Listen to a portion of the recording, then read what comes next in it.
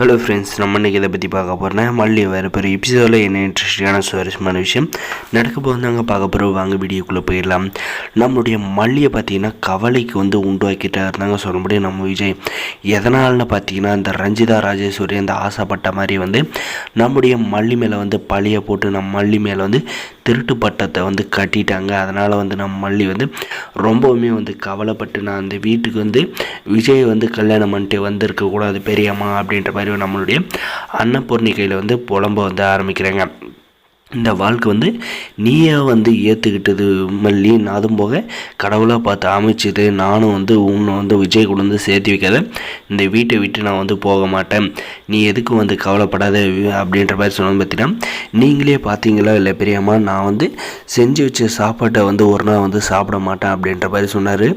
அதே சமயம் நான் வெண்பா கூட பேசுகிறதும் பழகிறதுமே அவருக்கு கொஞ்சம் கஷ்டத்தை கொடுக்குது.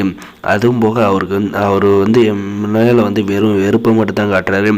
காலையில் பார்த்தீங்கன்னா ஹாஸ்பிட்டலுக்கு போனப்போ பாசத்தை காட்டினார். மறுபடியும் அந்த பாசத்தை பார்த்து பொறுக்காத இந்த ராஜேஸ்வரி ரஞ்சிதாவை பிளான் பண்ணி என்னை அசிங்கப்படுத்திட்டாங்க விஜய் சார் கையில் சொல்லி. இதுக்கு மேலே நான் என்ன பண்ணுறது, இந்த வீட்டில் எனக்கு யாரும் சப்போர்ட்டுக்கு இல்லை, இனிமேல் இந்த வீட்டில் இருக்கக்கூடாது அப்படின்ற மனநிலை வந்துடுச்சு. அவங்க சொன்னது தான் சரி, நானே போயிட்டு டிவோர்ஸ் பேப்பரில் கையெழுத்து போட்டுட்டு இந்த வீட்டை விட்டு கிளம்பி போயிடலான்னு இருக்கேன் அப்படின்ற மாதிரி சொன்னது பார்த்தீங்கன்னா, மல்லி உன்னை பொண்ணுன்னு கூட பார்க்க மாட்டேன், அடித்து பல்லு வயலாம் கலத்திடுவேன்.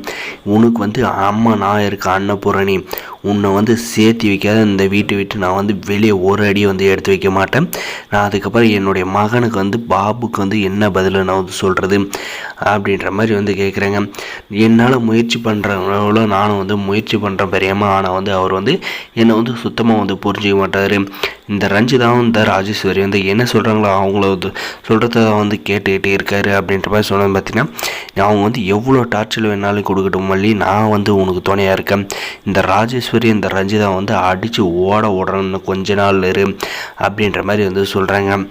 அப்படி விஜய் கூட சேர்த்து வைக்கிறேன்ட்டு எதுவும் பெருசாக பிரச்சனை இழுத்து விட்றாதீங்க பெரியாமா, இப்படியே கூட விட்டுருங்க, நான் இருந்துட்டு போயிடுறேன் அப்படின்ற மாதிரி சொன்னதும் பார்த்தீங்கன்னா, உன்னை இப்படியே விட்டுட்டு நான் என் வேலையை பார்க்க போயிட்டேன்னா கண்டிப்பாக உன்னை இந்த வீட்டை விட்டு மறுநாளே அடித்து விரைட்டுருவாங்க.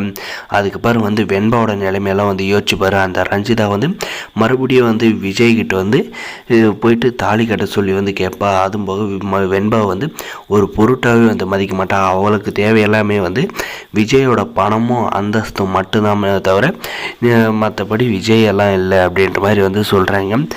அதுக்கப்புறம் பார்த்தீங்கன்னா மல்லியும் ஒரு முடிவு எடுக்கிறாங்க. நீங்கள் சொன்ன அப்புறம் தான் எனக்கு எல்லாமே புரியுது அன்னபூர்ணியமாக, நான் இதுக்கு மேலே எதுக்காகவும் விஜய் யாருக்காகவும் விட்டு கொடுக்க மாட்டேன். அவர் என் மேலே வெறுப்பை காட்டி அவர் என்னை இந்த வீட்டை விட்டு அவரே போ, நீ இந்த வீட்டில் இருக்காத அப்படின்ற மாதிரி விரட்டி அடித்தாலுமே நான் போக மாட்டேன் அப்படின்ற மாதிரி ஒரு முடிவு எடுக்கிறாங்க. இது எல்லாமே நம்ம அன்னபூர்ணியம்மா கொடுத்த தைரியம் நினைக்கிறவங்க மறக்காத நம்ம சேனலை சப்ஸ்கிரைப் பண்ணாங்க. அதுவும் போக அந்த பண மோசடி விஷயத்தை கூடிய சீக்கிரம் நம்முடைய அன்னபூர்ணியம்மா முக்கிய எல்லா ஆதாரத்தோடு விஜய்கிட்ட நிரூபிக்கிறப்ப இந்த ரஞ்சிதாவுக்கு ராஜேஸ்வரிக்கு சரியான அடி இருக்குது அப்படின்னு நினைக்கிறோம். மறக்காத நம்ம சேனலை சப்ஸ்கிரைப் பண்ணி அந்த மறக்காத சப்ஸ்கிரைப் பண்ணி அந்த பெல் ஐக்கனை ஆன்ல போட்டு. தேங்க்ஸ் ஃபார் வாட்சிங் கைஸ்.